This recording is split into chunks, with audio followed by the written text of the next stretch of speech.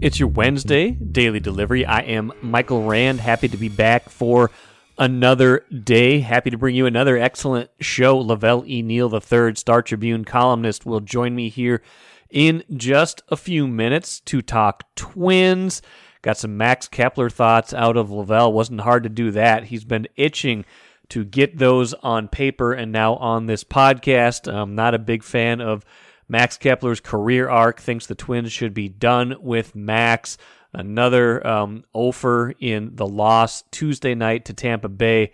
And we'll see if the beginning of the end is here for Max. Maybe the Byron Buxton injury, which I'll get to later as well, will forestall that a little bit. But if he doesn't hit soon, it's got to be the end for Max, especially with no contract next season. Velle and I will also talk about the NBA Finals and the bizarre, shocking, surprising merger between the PGA Tour and the Saudi-backed Live Tour. Nobody saw that coming, least of all PGA Tour players who have been vehemently opposed to this competing tour. I don't know how this is going to work. Velle and I will get into it. Patrick Royce has a column about it up on StarTribune.com. Doesn't mean there's going to be harmony, especially not right away. Money talks, though. We'll see what the details are eventually, and I'm sure it will all come back to the bottom line. But does not look like that's not a good look for the PGA Tour after all they've gone through, after all they've said about the Live Golf Tour. But more to come on that. We'll end the show on a positive note, too, with a team in this market that is absolutely dominating its opponents. First, though, what did I miss?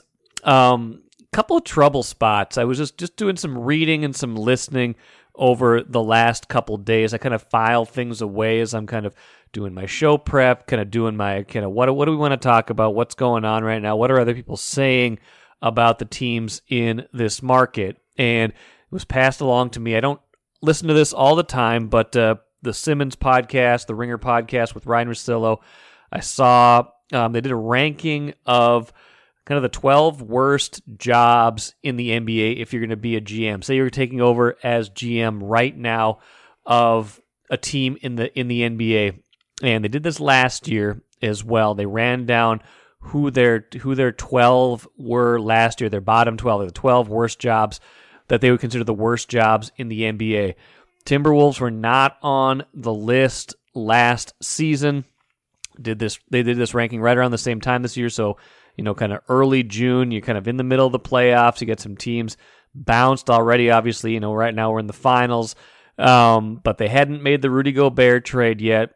They hadn't they were coming off a really competitive first round series against Memphis, where it looked like all they needed to do was gain a little bit more maturity, gain a little bit more late game experience, and they could be well on their way to being a team that, could contend, could at least, be a threat in the playoffs. Then the Rudy Gobert trade happened, the Karl Anthony Towns injury happened, and they're staring at a lot of big contracts, not necessarily next year, but 24-25 season, the 2024-25 season. So a year from now, things get dicey. So Simmons and Russillo do this draft. They take turns kind of picking what team they would say is the worst situation. I think Charlotte got picked right away. It might have been the Bulls too. Number 3, though, Russillo picks the Timberwolves, and I'm thinking, oh man, that's rough, and they both talk about how much they love Anthony Edwards and how they got to build around Ant, but a lot of it comes down to no pick this year because of the Gobert trade. They gave up so much in that deal. Obviously, we've been through that ad nauseum. We don't need to relitigate that trade, but it does leave them in a vulnerable position whereby no pick this year, a bunch of picks missing in the future, and a lot of payroll into the future. You're talking about this year being okay still. They can still kind of build a roster, get some complementary pieces around Towns if they keep him. That's another question for another day. Probably get into that on Thursday's show with Bobby Marks from ESPN, who's expected to join me for Thursday's show to break down all things Wolves and NBA. But, Towns' contract boosts up to $50 million in a couple of years. Anthony Edwards is going to be contract extension eligible. That will kick in. That's going to be a max deal, by the way. Jaden McDaniel should get a new deal. Gobert's making over $40 million. Like, you're going to have a lot of payroll tied up in just a few guys, and guys that have been, the core of teams that have been, that were okay this year, that haven't even won a playoff series yet, though. And so I get why that might be a job that you'd look at and say, that's a tough spot to be, even if this is a team that's made the playoffs the last 2 years and figures to have a good chance of making the playoffs again next year. That shouldn't be the ceiling. Their ceiling should be higher, and you start to worry about what is the ceiling and what is yet to come. So just a little bit of a warning sign there that's how this team is being viewed, at least outside of this market right now. Subject to change, of course, because Sacramento was number 1 on their worst jobs list last year. They had a great season there. They're nowhere near worst right now, and by any stretch of the imagination. So a lot can change, a lot of redemption possible. But that caught my eye. The other thing that caught my eye, if that was opinion, this is a lot of fact. Bill Barnwell, ESPN, writing about, can the Vikings and Giants sustain their success in 2023? Both those teams had first-year head coaches, made the playoffs. Vikings under Kevin O'Connell went 13-4. Those teams actually, of course, met in the playoffs, with the Giants scoring the upset at US Bank Stadium. But Barnwell kind of goes through a list of, first-year coaches who have had success right away, what happened to them afterwards, and it's a real mixed bag. I mean, there's obviously some very good coaches who have sustained that success. Chief among them, Sean McVay, and that's where Kevin O'Connell came from.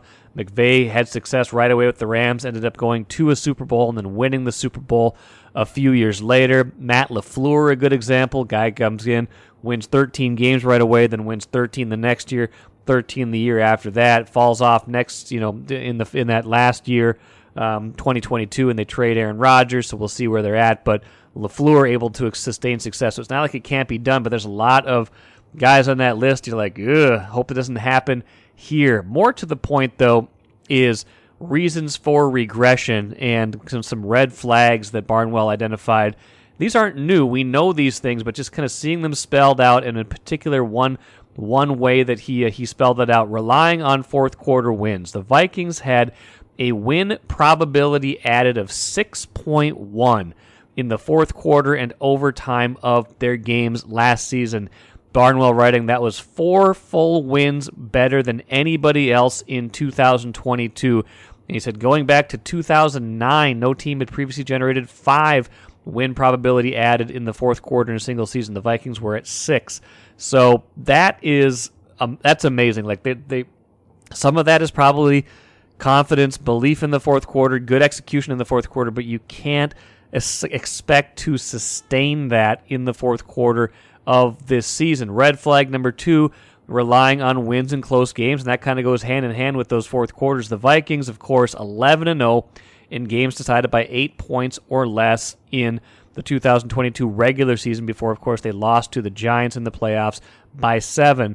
Barnwell's stat, going back to 1950, looking at the NFL teams that played at least 5 games decided by 8 points or fewer and went undefeated in those games, did not carry over to the next year. After going a combined 1-10-0 in those games, the teams went a combined 73, 68, and 4, basically 500 the following season. So if you put the Vikings at 11-0 in one-score games last year, let's put them at 6-5 this year. That's 5 fewer wins. That's an 8-9 team. So some things to watch for. I think we knew all these things, but some good stats from Barnwell, some good things to think about.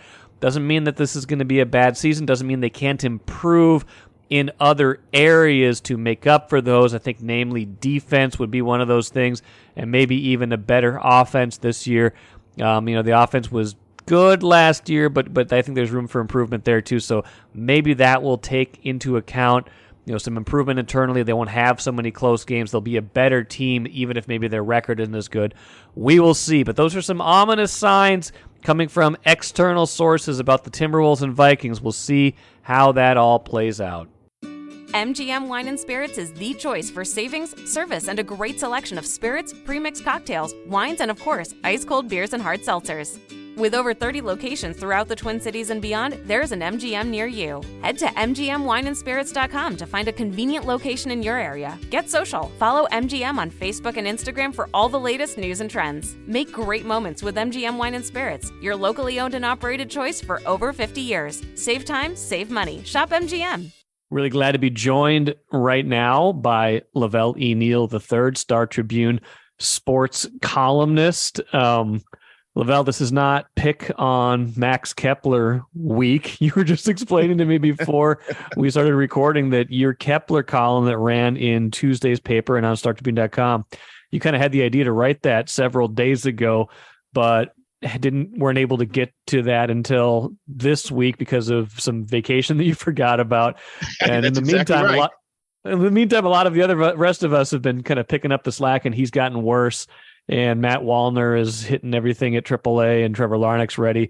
But I wanted to talk to you about Kepler in particular, just because you covered him for so many years. You remember him from a decade ago when he was a prospect, I'm sure, and even you remember some of his high school stories a little bit before he was here for sure. He's drafted when he was 16, but before we get to kind of why this should be the end, like what do you think never quite clicked? Why didn't he, aside from 2019 when everybody was hitting home runs, why didn't he ever kind of get over that hump from, average player, good fielder, to something more that maybe his profile suggested he should be? I think the one thing that has baffled the Twins with Max is that, after that 2019 season, he didn't take another step forward. And, people go about their business differently, but there was some concern about the fire that Kepler was going about trying to be a good player and what he took to the field. And they see the last couple of years, last year especially, they just start seeing bad contact, him not scoring the balls, pop-ups and ground balls, and a few line drives, but not as many as you would think from a guy it looked like he was figuring things out in 2019. So he just never seemed to get back on track, and he's had a lot of chances. He's been a stalwart in right field. He may go down as one of the better right fielders in Twins history, playing that corner very well. He does that thing. He does that exceptionally. He's filled in at center for Buxton at times, although I don't know if that's his preferred spot, but right. When he had to.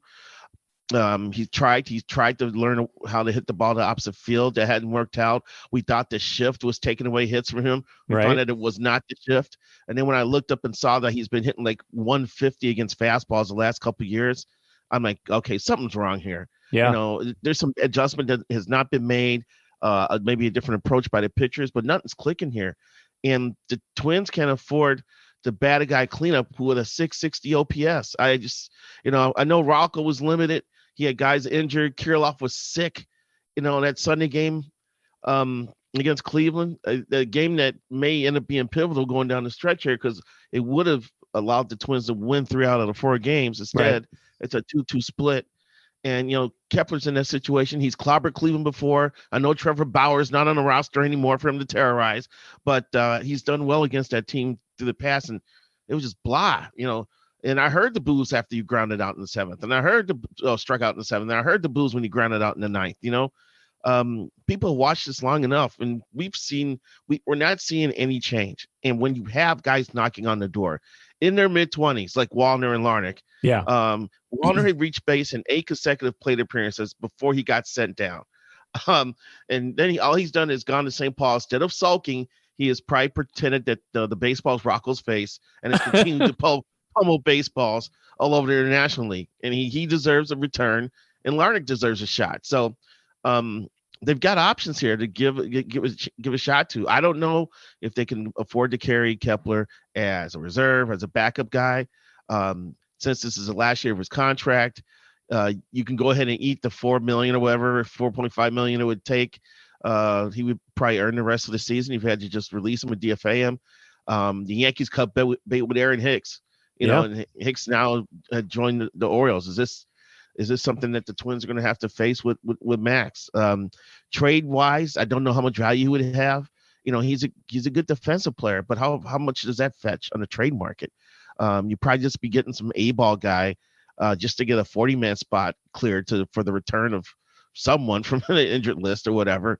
So I don't know. It's just and I want to be mad at the guy. I know he's had there were times we had flashes of being a really, really good player, great teammate. Great story with him and Polanco. They're part of that 09 international class with Miguel Sano. Sano, yeah. They roomed together. Shout out Bill Smith. Yeah, that was like a big sweep for Billy there, signing those guys. And if you look back on it, you do the same thing today. Those three types of players were available. You sign them again. And Kepler and Polanco are close friends. And they both signed extensions on the same day. I remember that day in spring training vividly. We went over to the minor league facility because they had the big auditorium.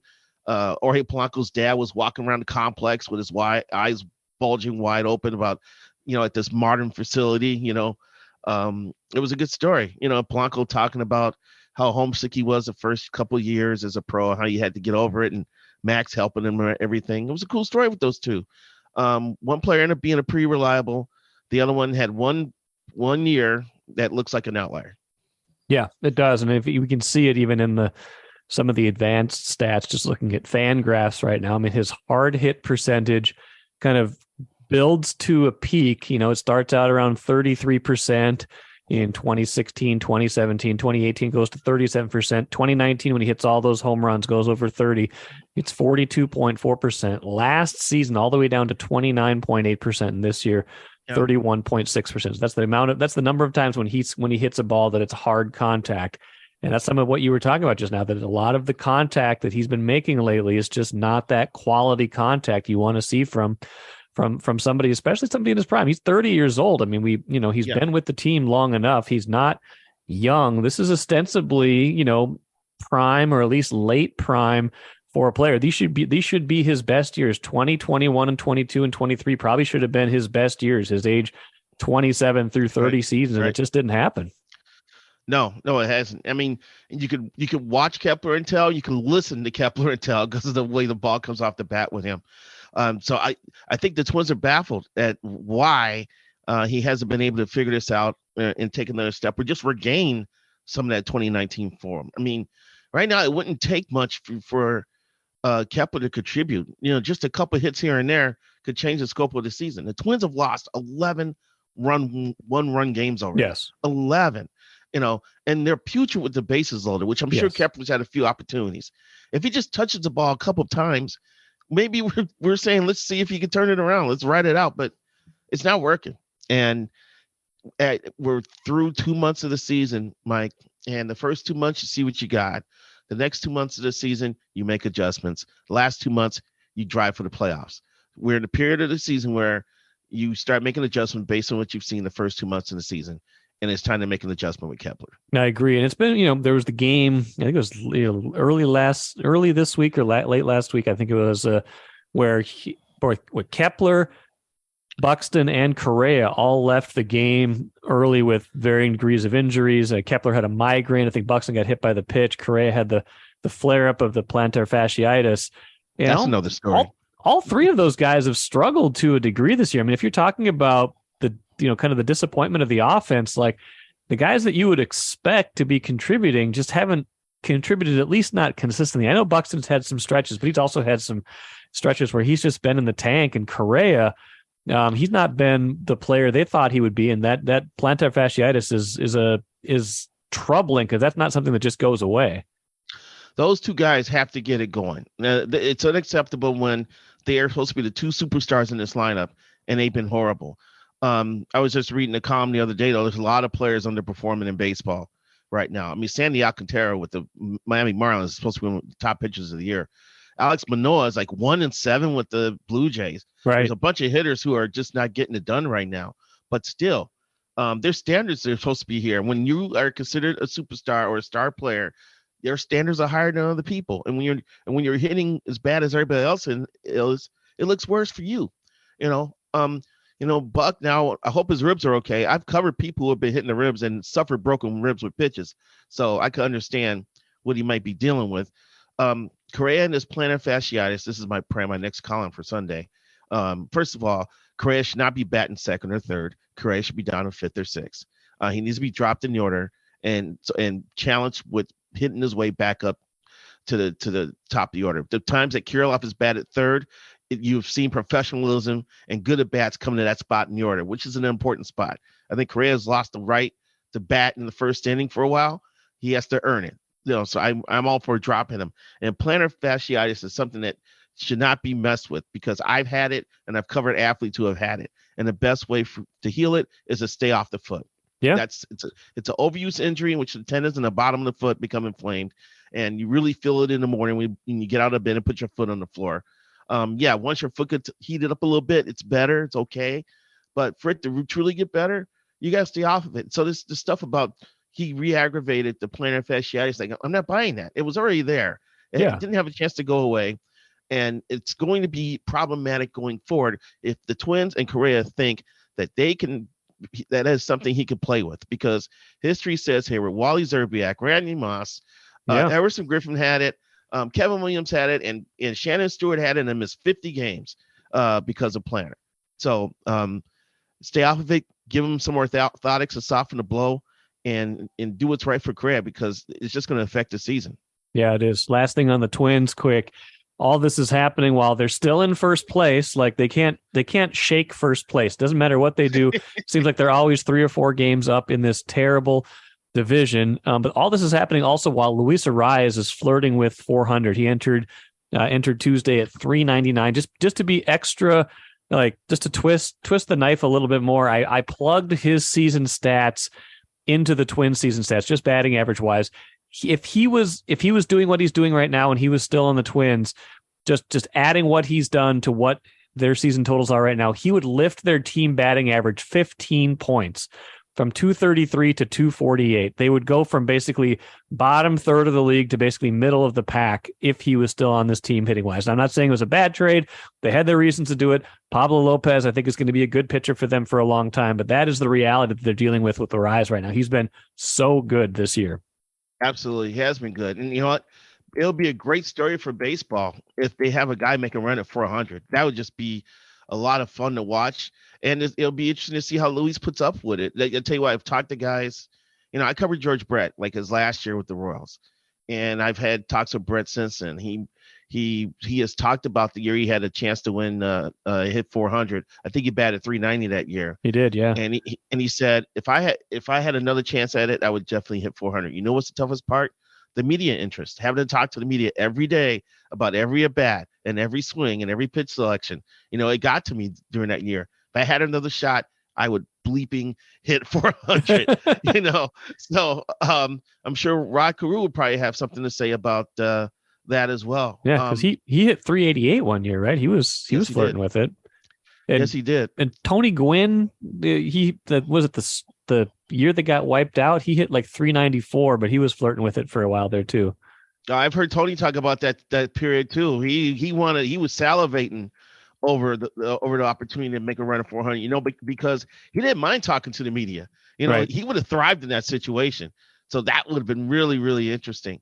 I love the fact that you plugged in Arraez's stats to the Twins' plight here. I'm checking one thing. Arraez right now is a 2.8 WAR player. Yes, which is ridiculous. That would put him. He's on pace for like an 8 WAR season. Yes, which is huge for a guy who's not contributing a lot with the glove, because he's not a big glove guy.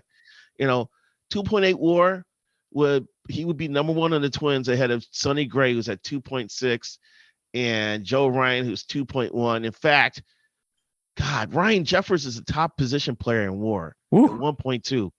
So that's how much of a gap there would be if Arraez was having that type of production while with the Twins. It's amazing. It's amazing. Well, it's the regret. They knew that this could happen. I mean, he won a batting title here last year. It's not a mystery that he's a good hitter. Right. He's a really good hitter, but obviously there are concerns about a guy that's not a great fielder, doesn't really have a natural position, and could wind up with injury problems of his own. So that we'll still judge this trade 2 or 3 years from now. But right now, 399 would look pretty good in this lineup.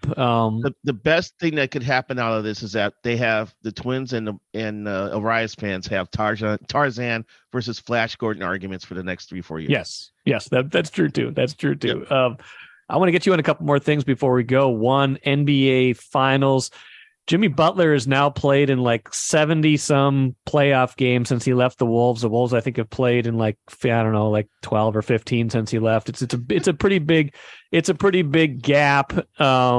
Lavelle, what do you make of what the Heat are doing? Because I think it's pretty impressive. I think just we got to stop thinking about them, I think, as a number 8 seed, because they're probably better than that. They've had so many injuries along the way, but you just don't usually see this in the NBA where an 8 seed can do this. And it's an amazing story. They've already taken down, obviously, a lot of the best teams in the East, and now they took the game off of Denver in Denver, and they're kind of in the driver's seat going into Game 3 Wednesday.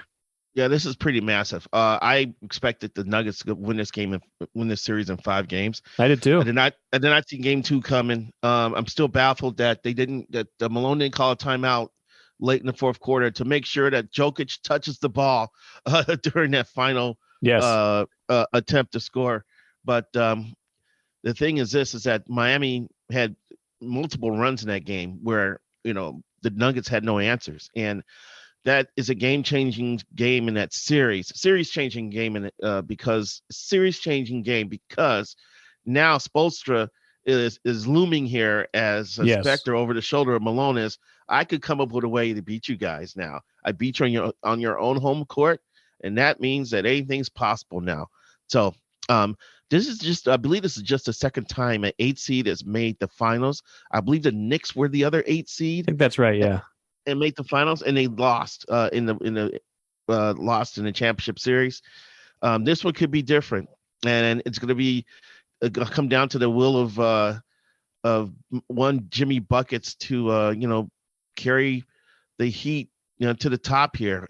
Just be such a remarkable thing. And Spoelstra does not get enough appreciation for what he does and how he's a great man manager, a great tactician, and has been able to win without a star-laden roster. He's won both ways. He's won when he had LeBron, D. Wade, and Bosh. And now he's winning with, Jimmy Butler is a high-quality player, Is he a superstar? I don't know. But, with him, it is attitude and his determination that there's intangibles with him that, make him a force in these situations. And somehow the team feeds off of it. I'm still baffled as why the Wolves could not feed off of Jimmy when Jimmy was here. I don't get that. It's going to be one of life's great mysteries as to how Jimmy came here and was unable to get the team to a level he would deem acceptable and decided to bail and get traded and go somewhere else instead of trying to stick it out, work with it. He had Tibbs as his coach. Tibbs was going to let Jimmy do whatever he wanted. And it still didn't work out here. It's baffling. It is baffling. And it changed the course of this franchise. And I think if Butler was still here, I don't think there's any doubt that they would have been more successful over the last 5 years. They would not have Anthony Edwards. So, it's a little bit of revisionist history there, that their ceiling for the future might be different. But the fact that that is how the course went, that they paid Wiggins, that Butler wanted to get paid, that he was upset by, kind of a lot of things, and that didn't work out. They will regret that for a long time, even if he was, as a personality type, more or less of a tornado than anything else. Lavelle, this happened right before we started recording. This golf merger. If I'm shaking my head, imagine what PGA players are thinking right now. Some of them who seem blindsided by this kind of merger, essentially between the PGA and stuff overseas, and of course the Live Golf Tour. I don't know exactly what this is going to look like, but a lot of guys left this tour for a lot of money, and some of them stayed. And there's been a lot of things said between then and now in the last couple of years. I don't know how this kind of comes back together in a harmonious way, but they're going to try. I know this is kind of like, I don't know if they could kumbaya this one, because the things were said in the division, and it was like, you guys are traitors. You should be ostracized. Yeah. You should just be stuck on this Live Island for the rest of your careers and never come back. Rory McIlroy and Tiger are at the head of the charge here, galvanizing the PGA players, and it's us versus them. Yeah. We could be better, but we don't need them type of situation. But now Live and the PGA Tour have come to some sort of agreement, and it sounds like the Live's going to make an investment here. Yeah. So I want to know how this is going to go down. There's more I need to read on it, and I apologize to the listeners if I'm speaking ahead of getting more information, but just on the surface, Liv is dumping some money into this venture. All this complaints about the Saudi investment fund and how it's dirty money and bad money. Well, I grew up in Chicago, and there's a lot of things that have been built in this country that have been built because of bad money. As I was telling Rand before we started taping, I believe the trolley system here in the Twin Cities was run by the mafia, I think, for a while. I don't know how many years it was. There's bad money everywhere. There's nothing wrong with taking bad money and doing good things with it. And now that's the song that the PGA Tour is going to have to sing if they're going to go into cahoots with the LIV Golf going forward. Yeah, I don't know. I think there's a lot to come in the coming days. It just seems like it came out of nowhere. Like it sounded like the LIV Tour was, struggling to a certain degree, and some of the players were like, just let this collapse. Make these players go back. Why are they investing and partnering with them now? But I think it probably I wasn't watching any of them. I wasn't watching any of those tournaments. It comes down to money. This must be a lot of money that they're going to be getting from this, a lot of this backing. But how they kind of present the message on this, I don't know, because it's been such an acrimonious, weird last couple of years for golf. Kind of fun to a certain degree if you like the drama, but not. I don't know if it's been great for golf, and I don't know how they kind of come back from it now. And here's a crazy thing about this: as much acrimony as there is between the two groups of people, the PGA golfers have to admit that because of the existence of LIV, their pockets have gotten fatter because of it. Because it forced Monahan and the PGA Tour to beef up the prize money in some of these tournaments. So it's actually forced change in a good way for them in terms of what they can earn. You got some, and it also forced them to make commitments to play in X amount of tournaments. Rory McIlroy got like fined $3 million because he couldn't live up to his obligation. Right. So it's been good for both leagues in some weird, strange way. So I don't know if there's going to have to be a big meeting where they kind of sit around a campfire and pull out the hookah and try to work it all out. But I don't know. I don't know. I am very curious to see how this is going to move forward with this relationship. Well, maybe Max Kepler can take up golf and join this unified tour, because I feel like his days with the Twins are numbered. I'm just bringing it full circle. I like how you did that there. Yeah, as like I say, I like the guy. He's been a solid citizen in the clubhouse. He's a good man. But you can only tolerate things for so long. And his OPS since 2019 is under 700. Under 700. Yeah, you can only. If eventually you have to get off that horse if it's headed to the glue factory. He's a very average player to have been given more than 3,500 career plate appearances with the same team. Well, Lavelle, appreciate it as always. Let's talk again soon. Thanks for having me. Postscript to that conversation with Lavelle, Byron Buxton goes on the injured list before Tuesday's game. Still can't shake off that 97-mile-per-hour fastball to the ribs. Can't say I would like the feeling of that either. That's retroactive to a few days ago, so hopefully it's not too terribly long before Buxton is back, but that's a blow to a team that is already struggling on offense. Shut out again by Tampa Bay, 7-0. Twins just 31-30 this season. I know they're a first-place team. If they were in the American League East, they would be trailing by like 13 games to Tampa Bay. This would not be a first-place team, but now it would be pretty close to a last-place team in that division. So outclassed by the Rays, just like most teams have been this season. I don't think it's a narrative that they can't beat good teams. They've beaten plenty of good teams this year. The Yankees, the Astros, good examples of that. So I don't think that's the narrative, but definitely not in the same league on Tuesday, and that's concerning going forward. And I guess the final piece of this that we got to watch, Luis Arias, like Lavelle and I talked about, he is now up to 401 after 2 more hits on Tuesday. We're going to be watching that. I think this is the latest someone's been at 401 for a while now. The latest they've been over 400, in a while now. Former Twin, of course, batting champ last year. I don't think he's going to keep it up like this, but man, even if he hits like 350 this season, there's going to be questions. There's going to be questions as long as he is hitting well. That's a lot of negativity on this show. Let's finish with the cooler. Minnesota Aurora has a home game tonight. Those games are all out at the Vikings practice facility, out at TCO Performance Center in Eagan, out at the stadium there. They have outscored opponents 20-0 so far this season. Obviously, have not taken a loss along the way. Another hugely successful season for Aurora. Another home game Wednesday night. Get out and check that out. If you want something good, you want to see a team that is dominant and is a good story and is doing it the right way, go check out Aurora on Wednesday night. 20-0 this season for the women's soccer team. That will do it for me today. Like I said, Bobby Marks from ESPN should be joining me on Thursday's show, and expecting to have Bobby Nightingale. It's Bobby Week on Star Tribune Daily Delivery. Bobby Nightingale, the new Star Tribune Twins beat writer, joining Phil Miller on that beat just recently. Want to have him on to talk about his experience, just kind of get to know him a little better, and a little bit about the Twins, what he's learned already. So that should be Friday's show. Until then, enjoy the rest of your Wednesday. I'm Michael Rand. We'll see you later.